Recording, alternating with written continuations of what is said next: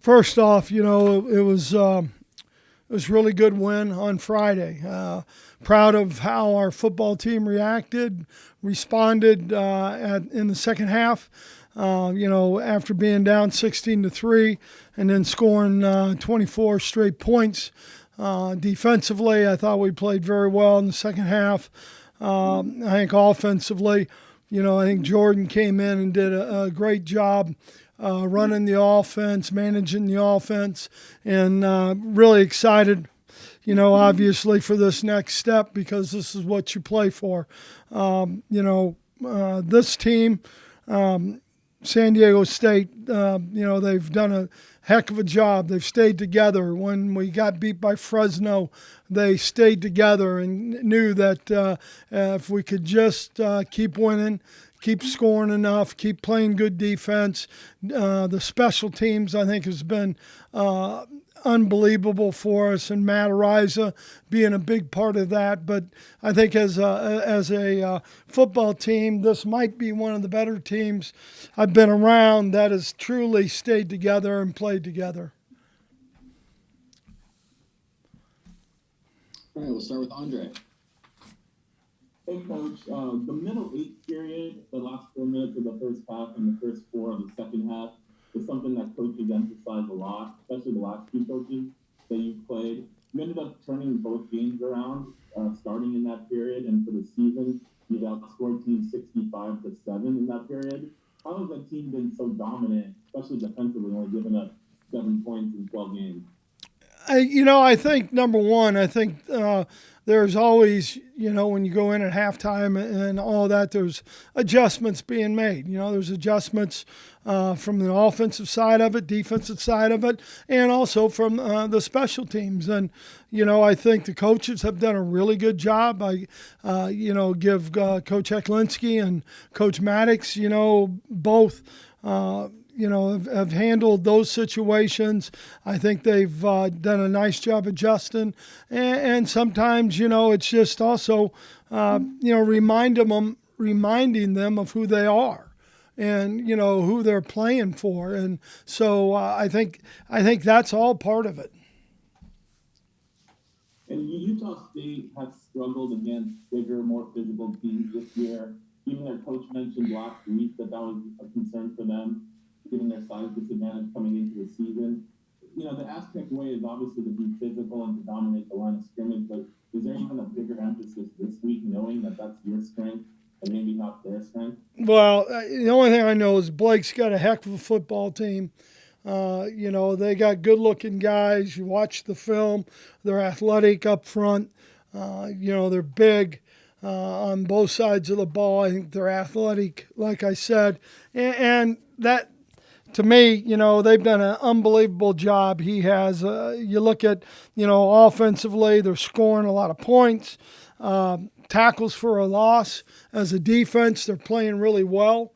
They have those ingredients that really make it hard on you from an opposing football team. And then last question for me, this is your second straight opponent that's coming off playing New Mexico with, obviously Rocky Long and the 3-3-5 defense. Is there an advantage to an offense that they've just played a similar defense?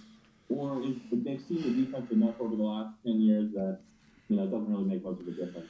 Well, I think, number one, I think everybody has, an idea. And obviously, you're watching New Mexico film and shoot, I called Coach Long and asked him what he thought. I mean, we want to know, and so we can play our best football. But, I think every staff, every coach, every offensive line coach, every coordinator, they look at the defense. We are different a little bit from New Mexico, and, we got to play what we feel is the best for us to be successful. Thanks, Coach. Good luck this week. Yep, thanks. Thanks, Andre. Bryce? Hey, Brady. Something a little offbeat since you brought it up a couple of times this year. You mentioned your mom, and in relation to game times, what's been the evaluation out of Dayton, Ohio, of the Aztecs season so far? Well, she she doesn't like the close games. And it's kept her up, and my father-in-law is the same, Bob. Even though he's not quite as critical as my mom is, she has told me that she asked me if I was trying to kill her by having those games that going to overtime and that kind of thing. But she loves football. My father-in-law loves football.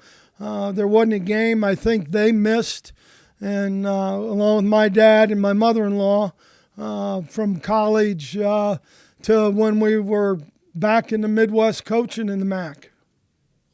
What does your mom think of the Mountain West arranging a very Dayton-friendly kickoff time again here? She's happy. She was really happy last week. She'll be very happy this week. All right, thank you. Thanks. Thanks, Bryce. Mark. Coach, you and Steve Fisher share the distinction of both having coached at Michigan and both having been relieved of your duties at Michigan. I'm curious if you two have discussed that and discussed your experiences at Michigan. Not really. I mean, Fish, when I first left San Diego State, we talked a little bit, but not really. I mean, we're where we want to be. When you were at Michigan, did you get a sense, just from being there for several years and talking to people and maybe talking to boosters and alums who've been around a while, that Fish got really screwed? Because it's a little bit different situation. He wasn't losing and he got fired.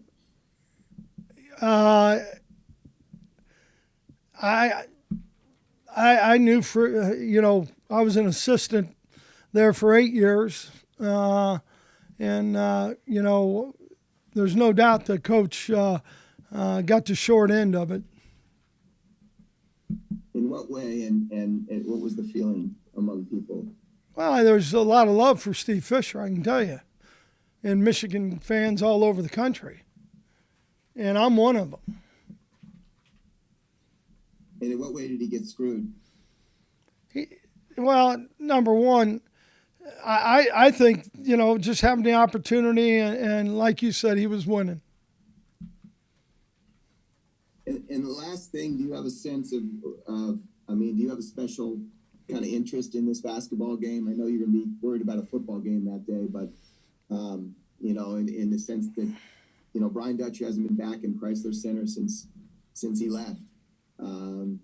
Steve Fisher's been there once, and there's some probably hard feelings, but do you have a special interest in this game for those reasons? Let's go Aztecs. Thanks, Brady. John. Coach, good to see you. Good to see you, John. I think looking back at the game, that pass from Jordan to Jesse that got you guys going. Yeah. Jesse kind of reached over the DB. I mean, was that as critical of any play in the football game when you go back and watch it? Yeah, I mean, Jesse's amazing. He's not the fastest guy out on the field. He's not the biggest guy, strongest guy, quickest guy, but he is a football player. I mean, he makes plays. He's he's fun to have on your team also. I mean, he's a great teammate. So I think there's no doubt, John, that was a spark. And I think some of Jordan's runs really sparked our team, and he finished those runs. He wasn't looking to go down. I mean, he was looking to go through a guy. Why is it you think that you talked to him earlier in the week and said, I need you to be ready? Well, it's just part of being a coach and maybe having a feel and being around the game long enough that we're playing Boise. And we had practiced good, and Lucas had practiced well and all that. But I just, I guess as much as anything, John, wanted him to know, number one, we got trust in him, we believe in him. And if the opportunity comes, just make sure you're ready.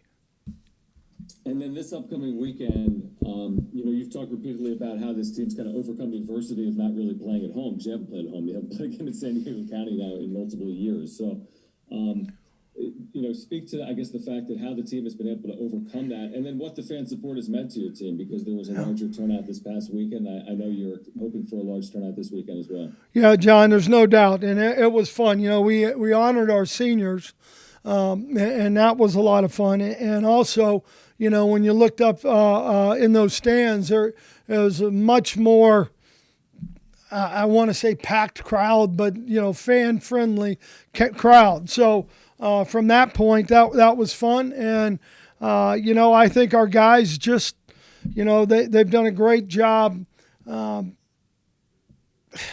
preparing, knowing that this is how it is. We can't do anything about it. Let's just go out there and play the best football we can.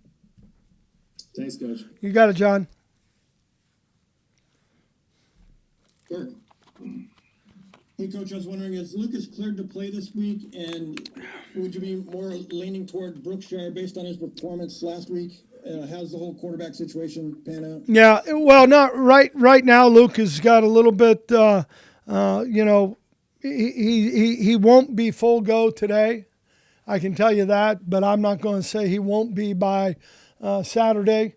I think we're just taking some good precautions with him, and we're, feel good about Jordan right now, obviously, and we'll just wait and see what happens. I know typically the guy who's been able to practice and kind of get those reps early in the week, midweek, would more likely be the guy to start. Would that, you think, be the situation with Jordan? I think so. I mean, I would think it'd be more that way, yes. Okay, and I also wanted to ask, you guys were without your starting holder for the last game, and what impact did that have? And I know, like, they made a big deal on TV that the laces were toward the kicker when he kicked a couple, but can you talk about what impact that had on you guys and how that is looking forward? Yeah, the one thing, Matt never complains. I always ask him before the game, which way you want to kick off, all that stuff. And he tells me every time it doesn't matter. I said, well, you got the laces. Well, Coach, that doesn't matter. I got to make the kick. So I like his attitude. Do I believe personally that it's better to not kick the laces? Yes, I do. But, Matt's got a great demeanor about himself and how he's going to play the game. And do you expect Browning to be back this week, or what would the holder situation be? Well, right now it's the same. Okay, and so do you have confidence in Delgado holding, or will you be looking in practice this week for somebody else? No, I have a lot of confidence in Delgado. Okay. David's a hell of a kid. He works his ass off. So you don't expect Browning to be back for this game? Well, I don't know yet. I don't know that. Okay. And I'd heard some things. There were some concerns with the COVID protocol with some guys. Can you talk to that and what's going on there? Are there concerns going forward this week with some of that? Nope. None at all? Not that I'm going to talk about. All right. Any other guys that you might expect to be missing this week for any particular reasons? Not that I'm going to talk about. Okay, is that just because that's been your policy for the past 2 years, or is there... It's been my policy for the last, how many years have I been a head coach? 16, maybe? Well, I was talking specifically about COVID, which I don't think's been that one. Well, no, but the swine flu, you remember that? Yeah, I do. I Okay. have a little information on it. Okay. All right, thank you. You got it, Kirk. Bernie. Hey, Brady, would you guys be 11-1 without Matt Ariza? He's our most valuable player in my mind, Bernie. I mean, he's done a tremendous job with his, his punting and his kickoffs have been incredible. I don't know. It's hard to say. I would probably tend to say that, like I just did, he's our most valuable player. He's changed field position unbelievably. have you ever been associated with a team where the punter is the MVP? No, I don't think so. Not that I can think of. Okay. Did you know coming into this season that he had this in him, this kind of performance? Well, I knew he had great leg strength, believe me. I mean, you knew that from, being around him, punts. I'm usually down either with the punt returners or screwing around with the snappers because I long snapped in college also. But it doesn't surprise me, his work ethic. He's incredible what he's done. All right. Thank you, Brady. You got it, Bernie. Derek. Hey, Coach, quick follow-up on Araiza there. He had a touchback in this game, and everybody kind of went, wait, what? Like, it was one of those teams where he didn't hit a punt perfectly, and it was shocking that he didn't hit the punt perfectly. He's reached that point where it's like, you just expect him to be perfect all the time because he is that good. Yeah, you do. You really do. And, I know two of the field goals during the last couple of weeks that he's missed, have been tipped at the line of scrimmage. He also had one of his punts was tipped at the line of scrimmage this past week. So we got to do a better job with protection, obviously. But I think people are trying to, how are you going to stop him? If you got a great returner, do you hold up everybody, or do you try and make sure he doesn't out-kick the coverage and he doesn't beat you with his distance in field position? Yeah, I think the punt that was tipped also still went 52 yards. It did. It did.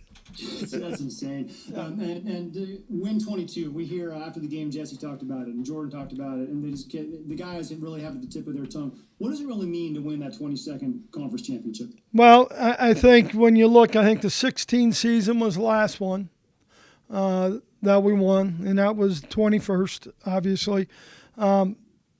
I think there's a group of guys who want to have a legacy, and part of that legacy is winning championships. And I know our older guys, we got, I think 3 guys were on the team in 16 for sure that are older. You got Trent Thompson, Zach Thomas, and freaking A, I'm going to forget the other. Taylor Hawkins. And those guys, somebody driving their car.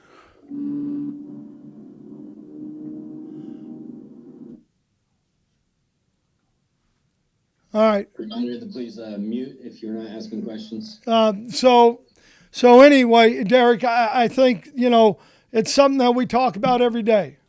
When I enter a room and when Coach Long used to enter the room, there were, a couple things that you ask the team, and it's always been win, and it's win 22. Thanks, Coach. Good luck. All right. Thanks, Derek. All right, we'll close out Coach HOKE's session with Marcus. Coach, obviously this is probably the biggest game of the year. What's kind of your pitch to Aztec fans and just the Aztec faithful to get that place packed, man? Well, Marcus, you can help, but seriously, I mean, this is what it always is to me. I know how hard football teams work. I know how hard those guys have sacrificed, and to put themselves and put their university in this position.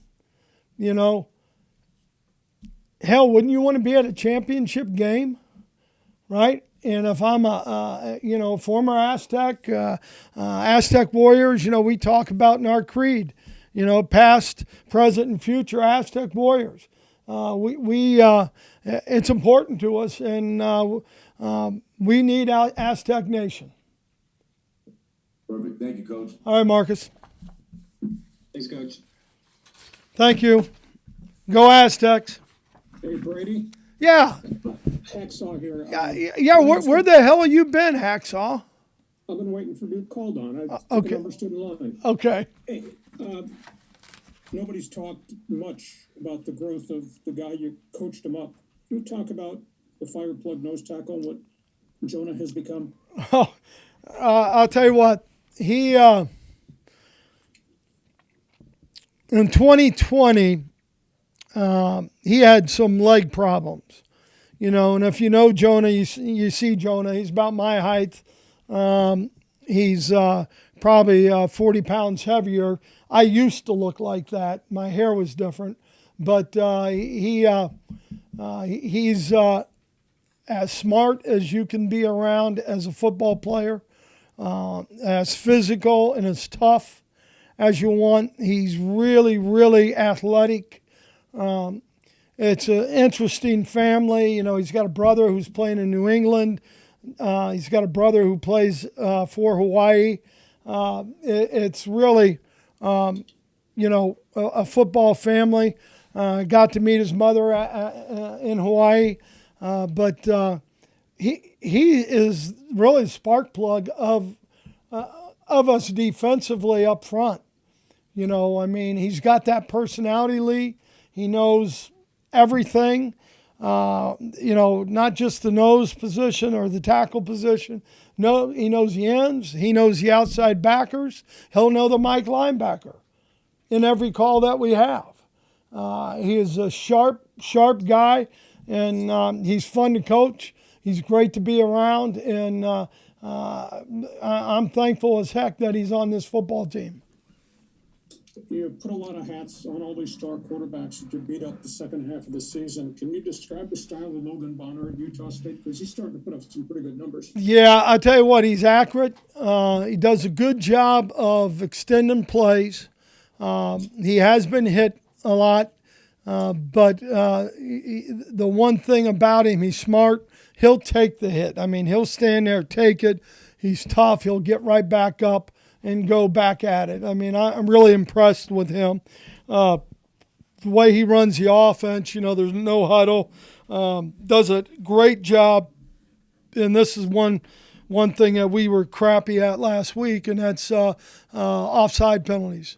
We had way too many offside penalties, and that's a lack of discipline. That's poor coaching, and that's on me because you can't do that. Can't do that in big football games.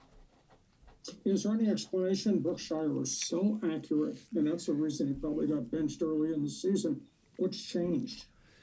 Hacksaw Lee, he's had the same work ethic. He's gone out there and like he normally has. If I would say, and I'm a novice to some degree, I think I know a lot about quarterbacks, but I think his platform, his footwork. I also would say the same thing I said about Luke, being decisive. If you're going to run it, run it. Run it, run it. If you're going to throw it, throw it. Good things are going to happen most of the time.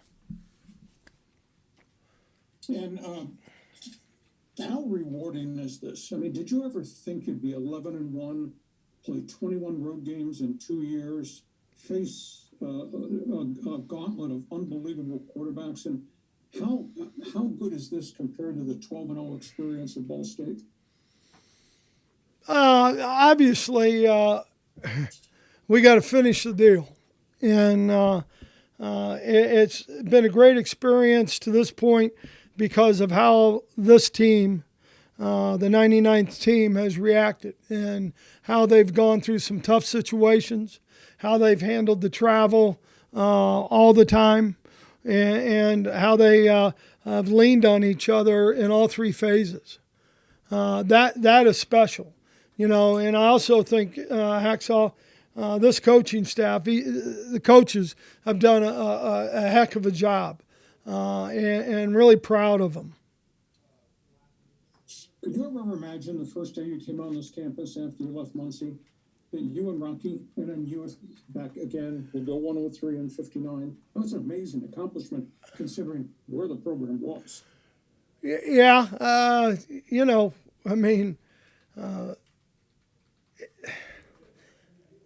don't know. I'm kind of one of those staying in the moment all the time. Guys, I probably don't take the opportunity to look back, everything to me is in the in the front windshield more so than the the back mirror.